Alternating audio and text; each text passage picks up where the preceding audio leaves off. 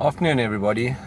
For those of you who don't know me, I'm Heinz Tabur, and I'm the DA, Economic Development, Tourism and Environmental Affairs Committee member in the KwaZulu-Natal legislature.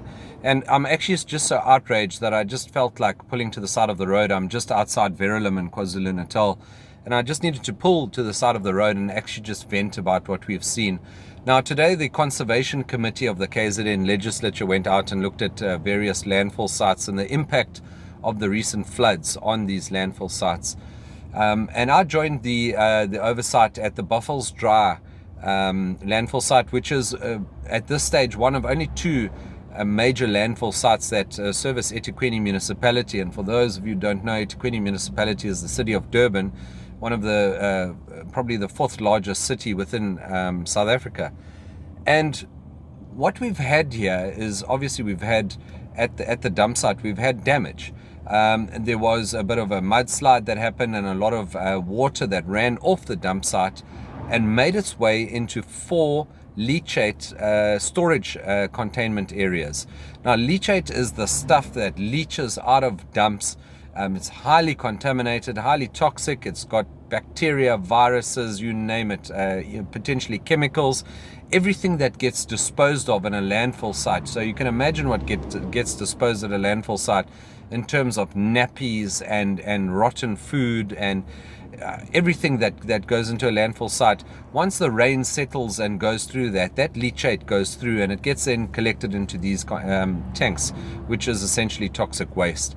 And what has happened is during the floods that these four tanks overflowed. And when they overflowed, and we are told they overflowed by approximately 150,000 liters of this leachate overflowed into the next door, what was termed a contaminated stormwater dam.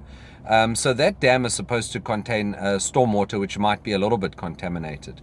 And when the Conservation Committee actually went on site to look at the dam, we discovered that there is a clear-cut channel that is running from this contaminated stormwater dam into a spillway, which then makes its way into a local river and then makes its way into the Mshloti River. The Mshloti River comes out into the sea by Mshloti. Mshloti is considered one of the prime tourism destinations in South Africa. It attracts thousands upon thousands of visitors every year. And then we wonder why our rivers are black, they stink, there's no fish life left in them, you can't go fish in them.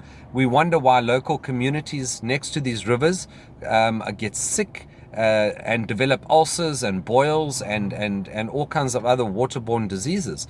Is because the eThekwini municipality, since the flood happened, which is now almost 2 weeks ago, has absolutely failed in their duties to contain that contaminated water. When we went there, it is quite clear and evident that water is being allowed to escape. That water is so dirty that it is absolutely pitch black. It stinks like the pits of hell itself. It is the most disgusting water you could imagine. It's obviously highly contaminated. And do you know what the municipality has done to stop that water from escaping? They put a line of single rocks across. And of course the water still escapes, and it goes into this channel and it leads into the river, which then eventually leads into the Mshloti River. And my levels of frustration with the eThekwini municipality are well documented. This is a municipality that has at least a 45 billion rand budget, and yet they could not even take the simple step to get a payloader or a bulldozer and close that channel and stop the contamination of the river. It took the Conservation Committee, to their credit, and this is a multi-party committee of various political parties, to go on site, look at this and say, no, this is absolutely unacceptable. And I've made it clear when I was on site that if it was in my authority, I would have arrested somebody on the spot for contravention of the National Environmental Management Act.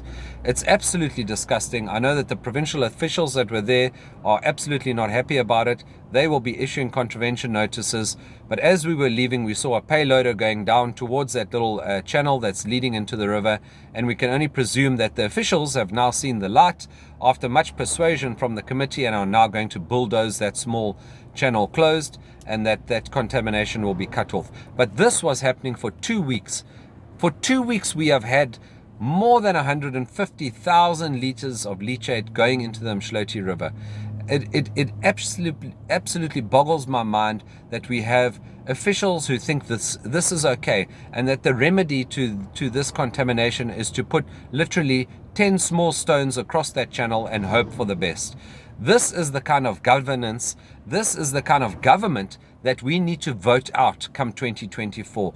This is the kind of government that we need to vote out in the next election. I promise you now, the time for people to sit back and to say, my vote doesn't count, and all politicians are corrupt, and they're taking bribes, and you know what, my ward councillor didn't do this, so I'm not going to vote for them, and all these kind of excuses, I'm busy, it's a public holiday, I'm going to go fishing.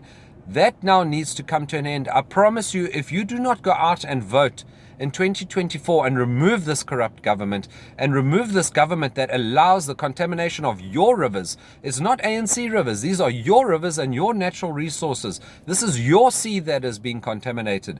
If you do not go out and vote these people out in 2024, there is absolutely not going to be any hope for South Africa, and certainly not for this province. What we have discovered today is just the tip of the iceberg. This is happening across the country, it's happening across the province, and I cannot emphasize to you enough how important it is that people start getting involved politically and start making a difference, because the power does not rest with us as the politicians. The power rests with you, the people of this province and the people of South Africa. And unless you get out there and voice your power and put that X next to a party that is actually going to fight for your rights, and you put an X next to the Democratic Alliance vote, the little box when you go and vote, nothing is going to change. There is absolutely no other party in South Africa who can make a difference and who can make a change. Where we govern better. And if you don't believe me, then please take a flight to the Western Cape. It's like another country. People are actually immigrating internally to the Western Cape because they are so sick and tired of the ANC government. We govern in so many municipalities. Things are so much better. These kind of things are rare. If they just don't happen in DA municipalities. They don't happen where we govern. People, please, we have an environmental catastrophe and a disaster on our hands in KwaZulu-Natal. We've got close to 100 rhinos that have been poached already just in these past 4 to 5 months of 2022. Our rivers are destroyed, our beaches are destroyed, our environment is taking a battering, and we just can't continue like this. And I'm pleading with you, out of anger and frustration. I've spent 2 years in this portfolio where I've been begging the ANC to take proactive steps to fix what are essentially such simple things to fix. This is not rocket science, people. I'm not an engineer, but even anybody can see what needs to be done to fix our municipalities and to fix this province. Really, take the power back. Take back your right to a clean environment. Take back your right to a municipality that works properly. Take back your right to disaster management teams that actually work. Take back your right to have water in your taps and electricity. Take back your right to vote out this ANC corrupt government that, you know what, gives you load shedding because they've stolen all the money from Eskom through their cadres and their cadre deployment. Take back your right. Don't sit back and think that all politicians are corrupt and that we do nothing for you. We are here, we are on the ground, we are looking at the problems, we are identifying them, and we are publicizing them for you so that you can see what is going wrong, so that you can make a difference at the ballot box come 2024. We cannot continue like this. And if you value the livelihoods and the lives of your kids and your grandkids, and buy into this long-term project and vision that we have as a Democratic Alliance for South Africa, then you will go out and you will get involved and you will become an activist and you will become a member and you will start voting for the DA if you don't vote for us already. But we are out here on the ground. You might not always see us, and this video is just an example, a very small example of a little bit of work that I'm doing, and we have hundreds and thousands of DA councillors, MPLs and MPs who are fighting on a daily basis for you, the public of South Africa. And I'm pleading with you, please, lend your support to us. Help us to fix this country. I'm also a father. I'm also a grandfather. I have high hopes and expectations for my children and grandkids. I want to see this province work. I want to see South Africa work. Let's do this, South Africa. Let's stand together and let's fix what needs to be fixed. Thank you.